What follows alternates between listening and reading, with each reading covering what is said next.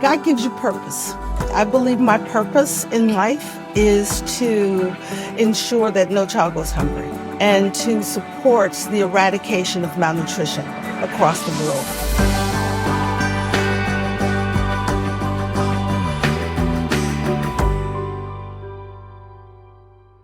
Hi, welcome to Resonate, Conversations and Life Lessons from Rancho La Puerta. I'm your host, Barry. Healthy organic food is an integral part of the ranch lifestyle. Sadly, so many people on our planet do not have access to healthy food. My guest today is the former executive director of the World Food Program. Her name is Ertharin Cousin. Ertharin continues to educate and look for solutions to the staggering statistic that over 3 billion people on this planet, 47 million here in the United States, don't have access to healthy food. When I met Ertharin at the ranch a few months ago, I knew I wanted to interview her and help spread her message. I do want to ask you right off the bat, your name, Ertharin, it's such an unusual name. Where does that come from? My mother thinks she's creative. And, well, let's just say my mother is creative. She is creative. And her name is Annie. And Okay. she was determined that her children would never have common names. And our names are Ertharin, Tybra, Yvette, and Zena. And we're also in alphabetical order by birth. So I'm the oldest, and it goes from E to Z. That is awesome. So there's no particular meaning to your name. There's no particular meaning. Okay, well, it's awesome. Everyone remembers, I'm sure. Yes. So you were the executive director of the United Nations World Food Program from 2012 to 2017. Mm-hmm. So what is the mission of that program?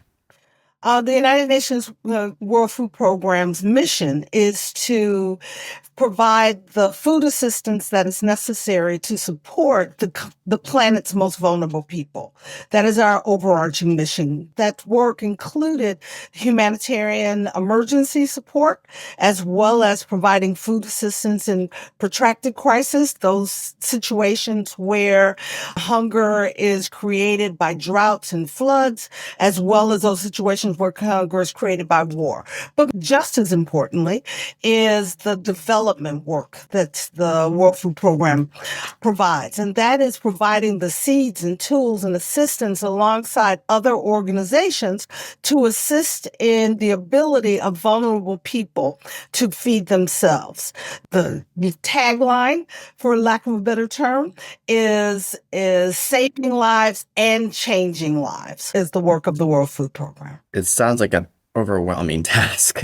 Well, when I was there, the program was, we raised about $7 billion a year, and we fed about 85 million people in some 80 countries around the world.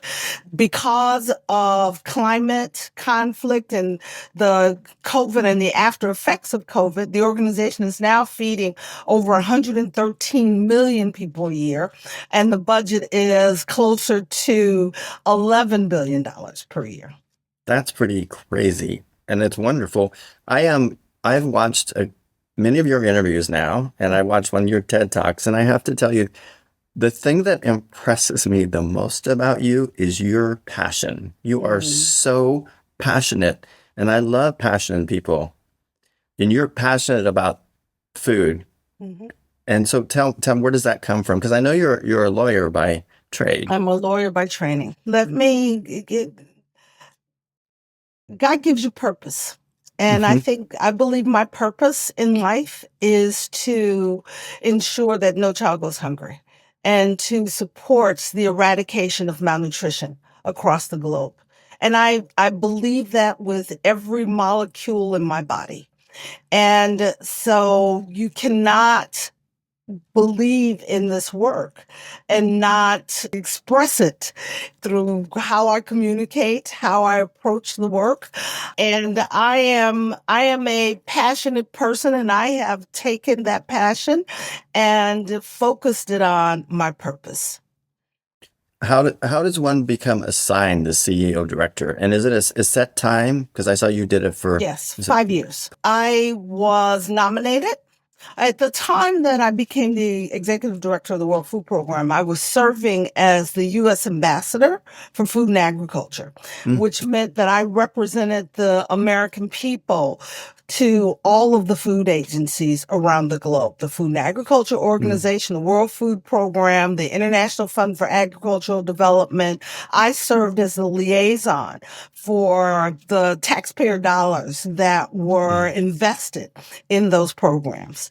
When the decision was being made about who would become the next executive director of the World Food Program, the then Secretary of State Clinton and President Obama, after interviewing a number of candidates, offered me the opportunity for them to put my name forward to the Secretary General of the United Nations. Because this is a United Nations post, the selection process includes the Secretary General and the Executive Director of the Food and Agriculture Organization, and the Secretary General having the final decision-making authority. I met with the Secretary General, who was then Ban Ki-moon, and what was supposed to have been a 15-minute conversation was an hour long. And afterwards, he then called the U.S. representative to the United Nations at the time, who was Susan Rice. She's our candidate. I'm impressed. She will do a great job. And so he then appointed me to the post, which is a 5-year term. And so I served from 2012 to 2017. And so what are you doing now? I'm sure you're still involved. Oh my goodness. I am doing everything I can now. When I left the World Food Program, Stanford University offered me the opportunity to come and teach and write and think for 2 years. And so I served as the Payne Distinguished Fellow at the Freeman Spogli Institute. And I taught there. I taught a course on humanitarian response during conflicts. But most importantly, I wrote and did research and began to look at the question of what would it take for us to develop a market-based system that would make food more affordable and available. And Rockefeller gave me a grant, BCG gave me people, and Stanford University gave me students to explore the answer to this question. And out of our research came the hypothesis that if we could invest in businesses that could scale to support the access to affordable, nutritious food, that we could begin to make a food system that was not only resilient to environment, but also begin to have a food system that supported human health, because it would make food and ensure that we not just have food for the affluent, but food for those who do not have the resources to today afford a diverse and nutritious diet. So coming out of that, we created this organization called Food Systems for the Future. And we have a nonprofit organization and a for-profit fund that work together. And the nonprofit organization focuses on the partnerships, the policy, the advocacy, the research, and providing the operational support that's necessary to help businesses scale, but to also create the macro ecosystem that is necessary for food and agriculture businesses from farmer to fork to thrive and grow and to work and that takes a lot of different dimensions. But we also know that without capital, partnerships, advocacy, none of that's going to matter. Mm-hmm. And so we are ambitious enough to also start a fund. And we have just begun our raise for our first Food is Health Fund to invest in those businesses, particularly and it is not philanthropy, and it is not your typical VC fund.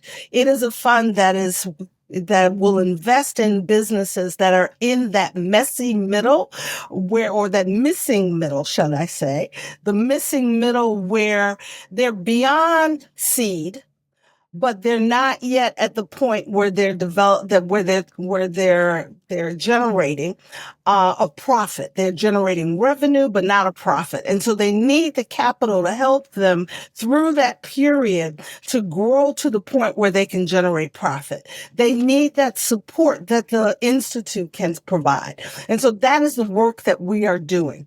And I'm blessed to have on the fund side, finance people. The former president of Rabobank USA is the chair of our investment committee. I have two other partners in that business that are finance executives. One of them has been in food investing for the last 15 years, and the other one's been in PE and venture investing for the last 25. And so they know money. And so when we go out to raise the capital that is necessary, we can say to potential investors, this is not charity. This is an opportunity for you to receive a market rate return on investment while also helping ensure that we make food more affordable and available. Have you been well received, do you think, overall? We launched the fund January 7th when I came back from my time at the ranch. And within 1 week, we had our first investor commit to $500,000. So we're working to raise a $60 million fund. And so this was an investor who has followed our work for some time and said he wanted to give us the momentum that we needed to move forward.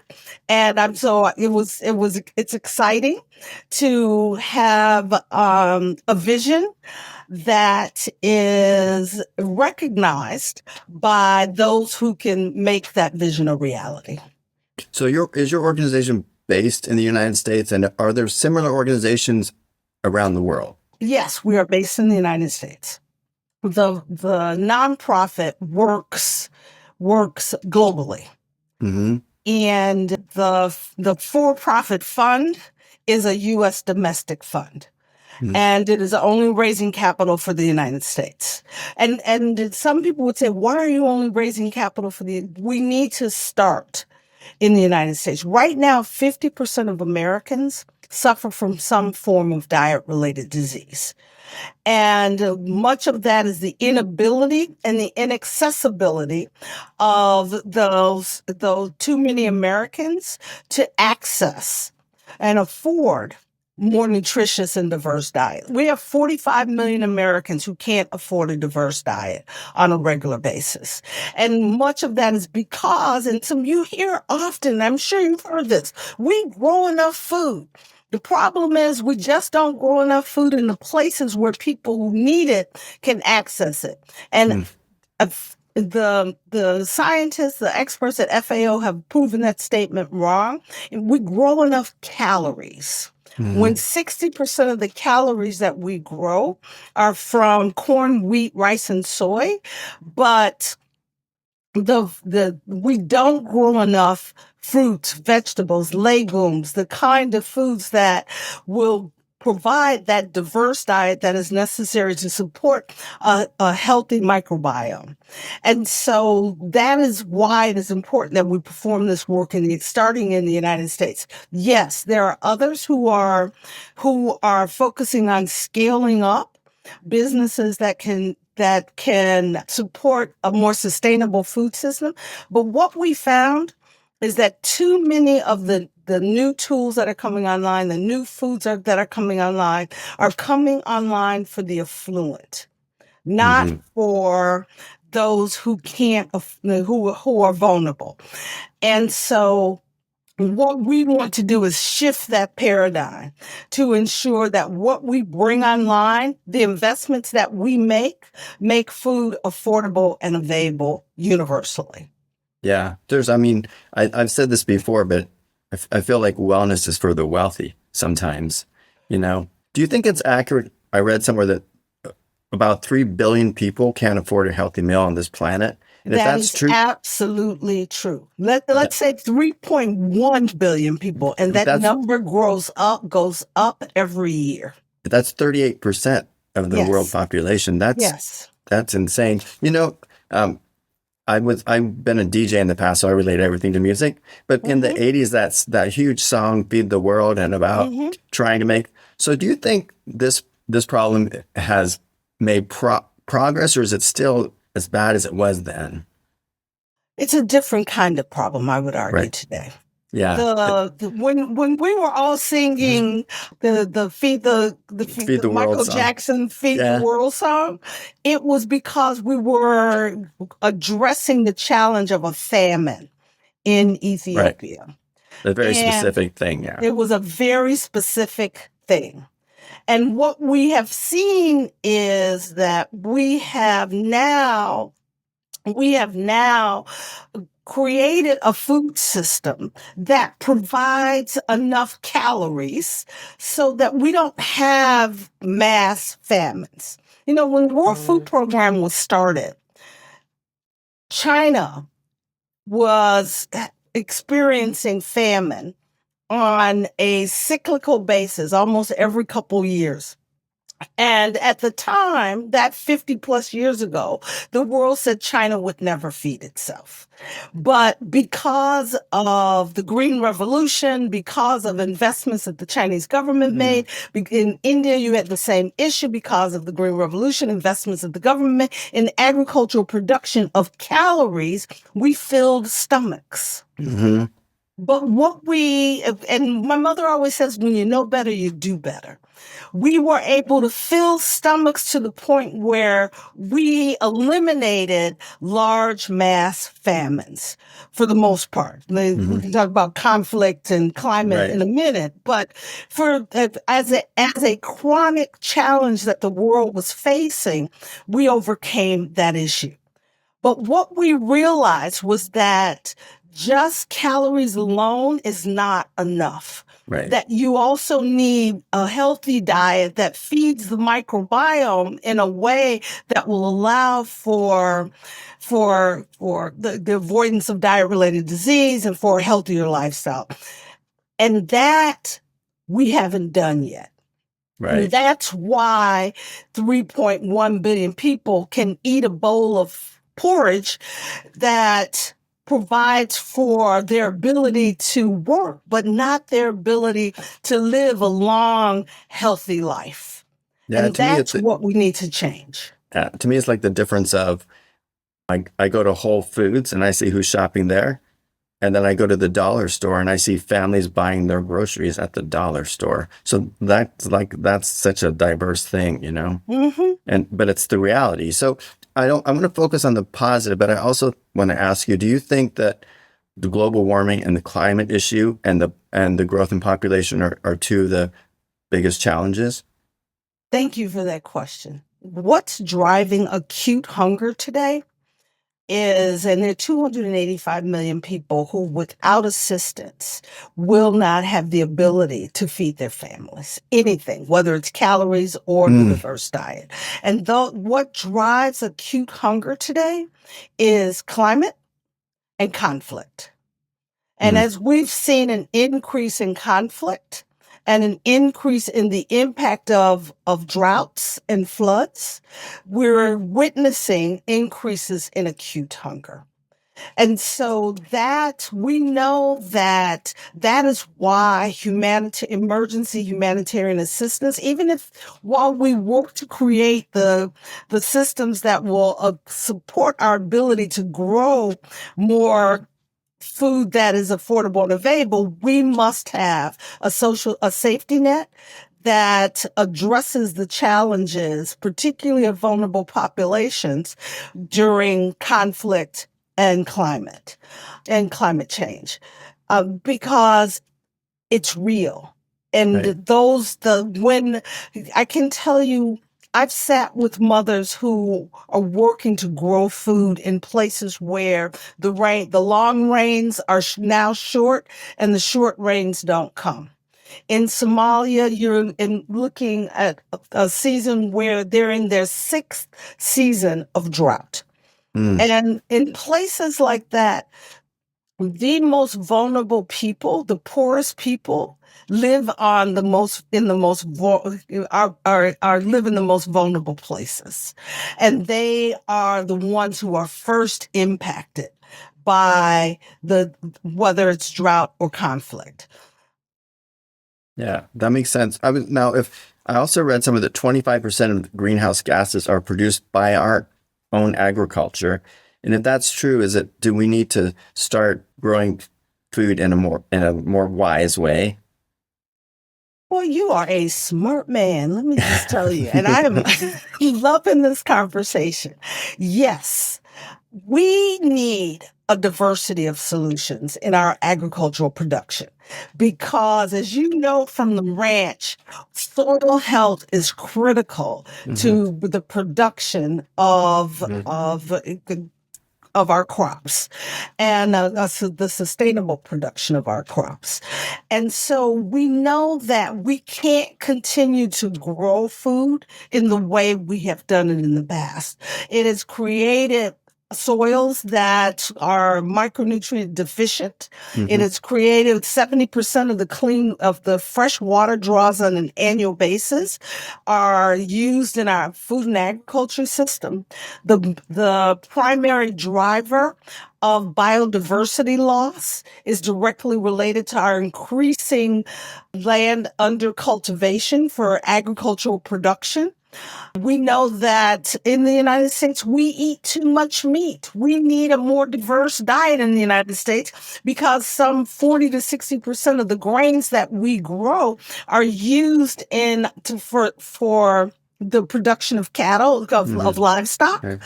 And we know that the 25% of greenhouse gases that you talk about, that you mentioned, the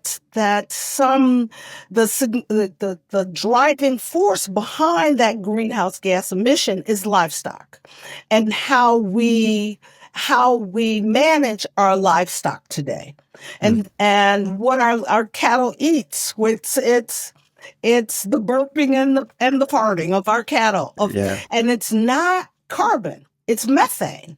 And so methane, as you know, is much more potent than carbon. But people say, well, it's in the environment for a shorter period of time. Okay. But during the time that it's in our environment, it has a significantly greater detrimental impact on our environment. And so all of those issues being true, we know that we must move to more regenerative agriculture. Our farmers know this, but here's the reality.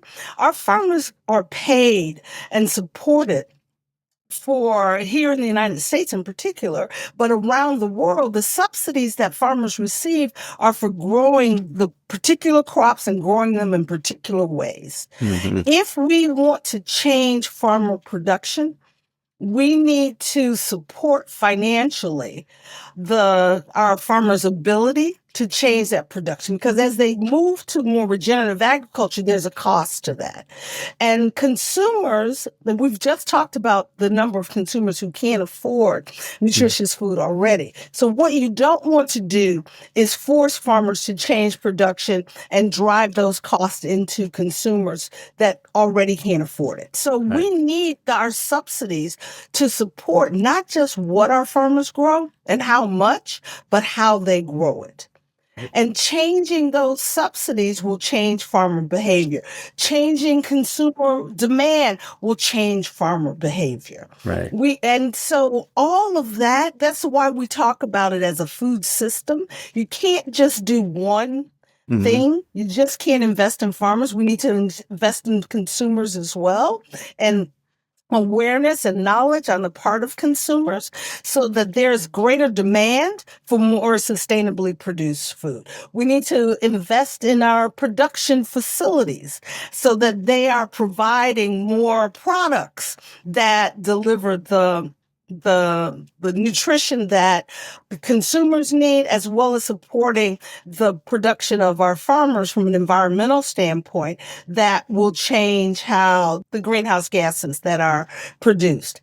And that includes our livestock. I am, I'm, I love a good steak, but should it be at the center of my plate every day? Probably not. Should we continue to produce in a way that is energy extracting and greenhouse gas emitting? Definitely not. Right. And so I've had the benefit of working with the Meat Institute and the poultry industry too, and as well as the pork industry, to talk about the changes that we must make in production and to work with them on the advocacy that is necessary to support the subsidies that they receive for making those changes that allow for us to maintain jobs as well as to maintain the environment, to drive the environmental health and the human health that we need.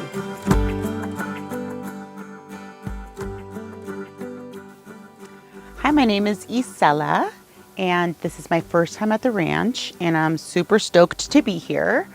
My friend has been coming here for 20 years, and I finally was able to come here, and it was everything I expected. So many activities, so many sessions to go to, so many workouts, and so many spot treatments. So I've kind of been doing a little bit of everything. Also, the food is fab. I think everyone is a little scared to go completely vegetarian, but don't be afraid. All of the food is so good. They also squeeze in some treats here and there, give you some guac, some chips sometimes. But honestly, I don't even think I'm missing anything eating all the vegetarian stuff. All my back-to-back workouts have been really great. Sometimes I'm so exhausted because I have to leave the pool to go to my next workout or go get my facial or my massage. But fully recommend coming here.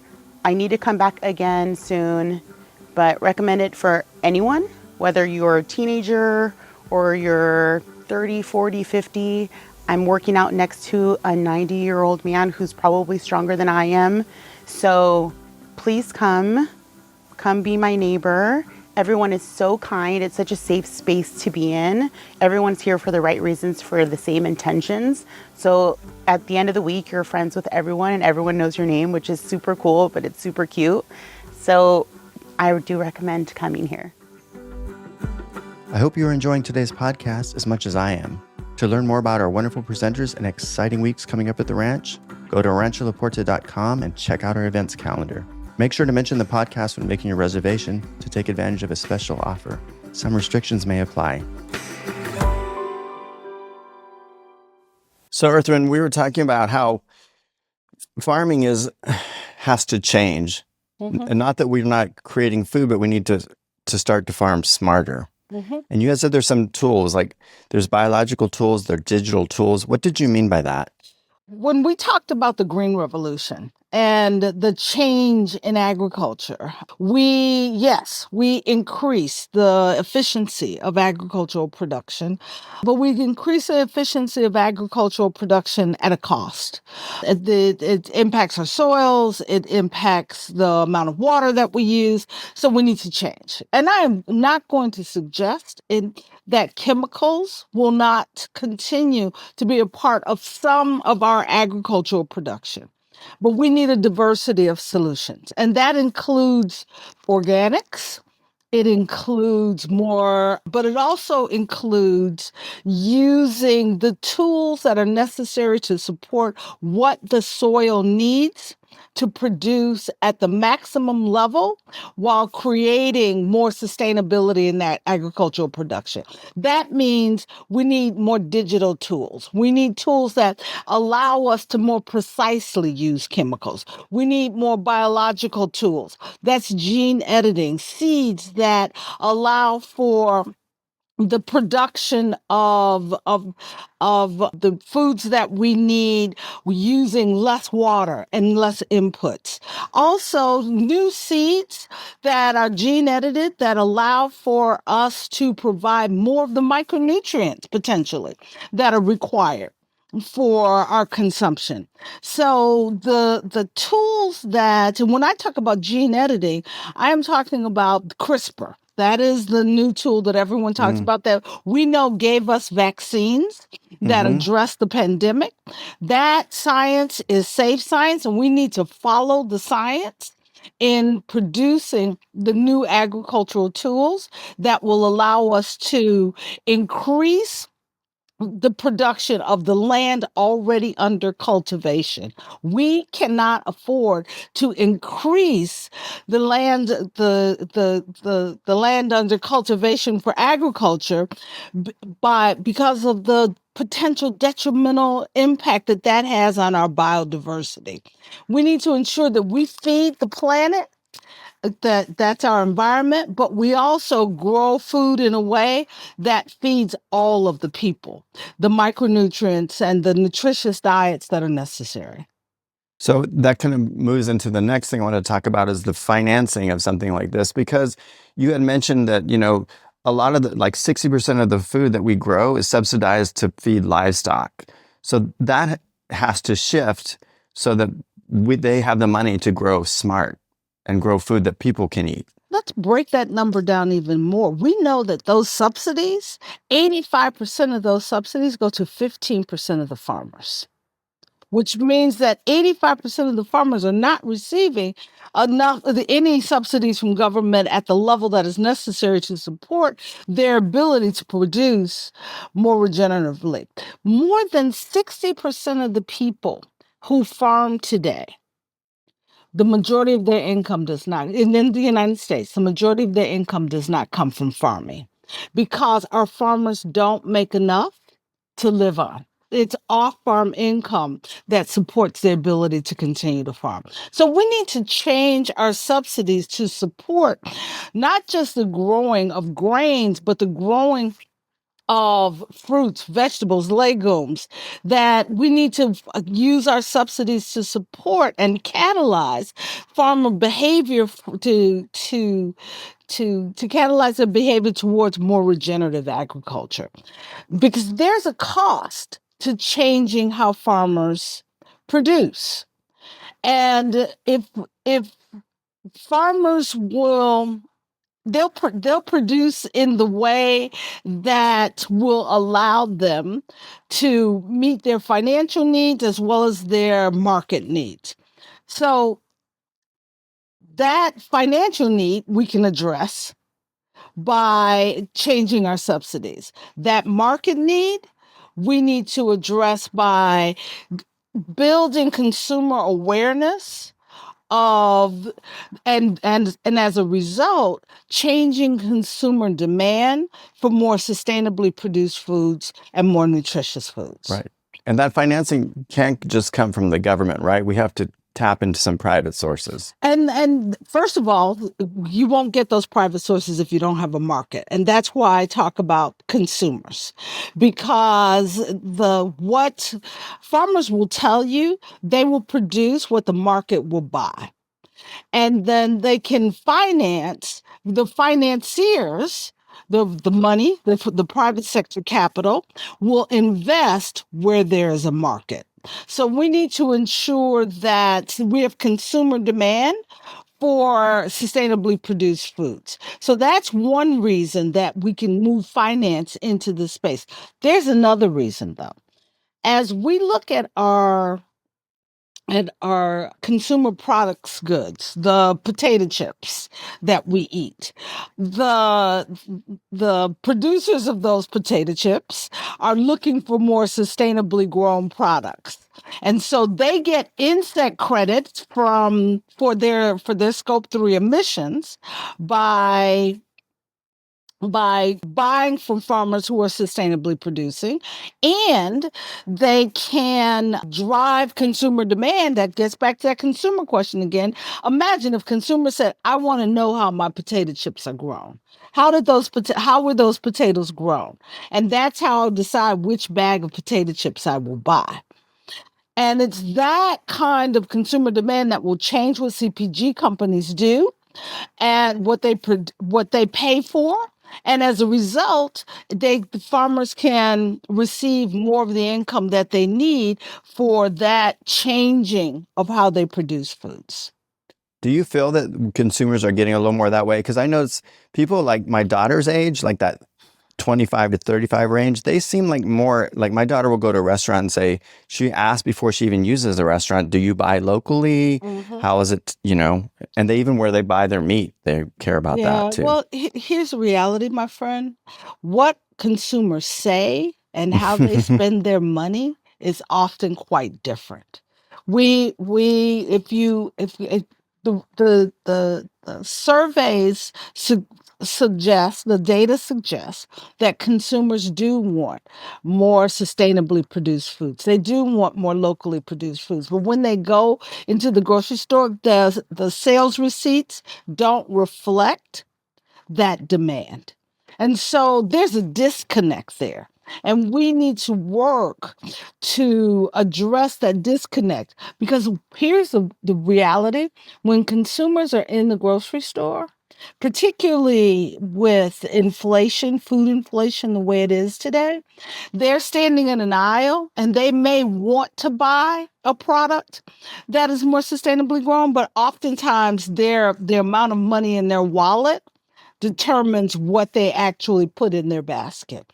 And so in addition to making those products available and driving that consumer demand, we must ensure that they're also affordable. Right. So in your time, so this leads into my next thing I want to talk about is your consumerism. And you had mentioned that there needs to be an awareness and a will. And those are two big ones. Those are two big ones.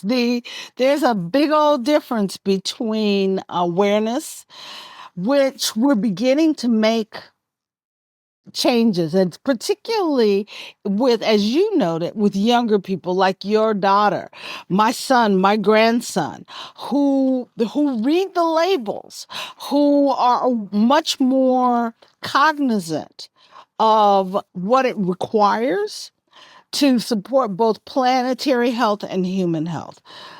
But then we also need to change the will. And the will is about affordability, but it's also about taste. Consumers very much buy first and foremost on taste, and but the good news is that produce that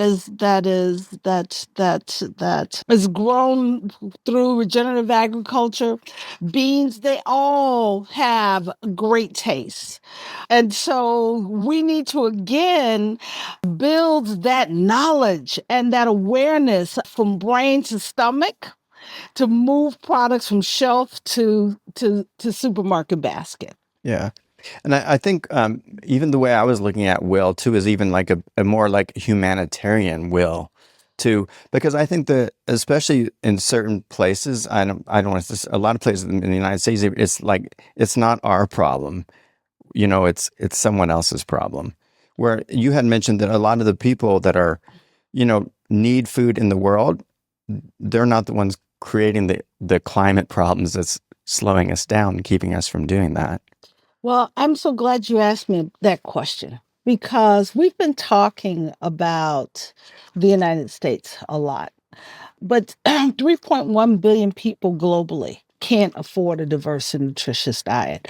And some 85 million people globally are suffering from acute hunger as we speak. And that acute hunger is primarily driven by conflict and climate. And too often, as you noted, people will say, that's a problem over there. That's not a problem for me. I'm worried about, as you and I've been talking about, affordability of food to buy for my family. But the reality is, we can't build walls high enough to separate ourselves from those in need around the world. And we know that that hunger is a conflict driver. And we know that that hunger also and particularly acute hunger, is often related to disease. And when it's not related to disease, it's related to movement of populations. People don't stay where they can't feed their children. And so but I can tell you, no one wants to leave home for food, but they will.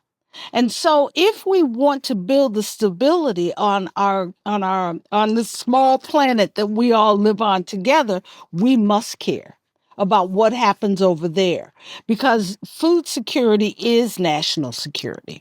It is about the security of the mom in Iowa or Nebraska when a mother in Sudan can't feed her children. The world is a very small place, and we must care about what happens over there as much as we care about what happens here at home.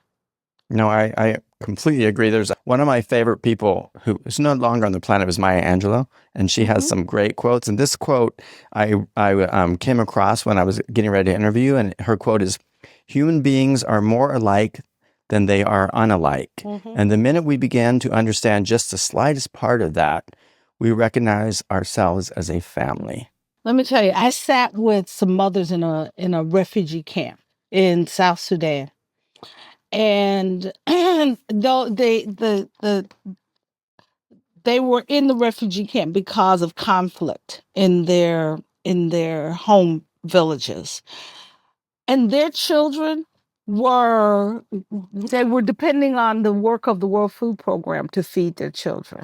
But those children were the cleanest babies that I saw any place on the planet, because despite the fact that they had very little, they took care of their children. And they were thankful that we were assisting them to ensure their children had enough to eat. And when I asked them, this group of mothers who would walk to feed their children, what they wanted me to tell people back in America, and they said to tell them thank you. Tell them thank you for caring about us. Tell them that we want to educate our children. We want our children to have a future. I could have been talking to a mother any place on earth, including right here in America, and I would have heard the exact same thing. Yeah, that's beautiful. Everybody wants the same thing for their children and for their families. And while sometimes they just need a little help. Right. So people that are listening to the podcast, is there a couple things you could tell them they could do to make a difference, or where can they start? What's a good thing? First of all,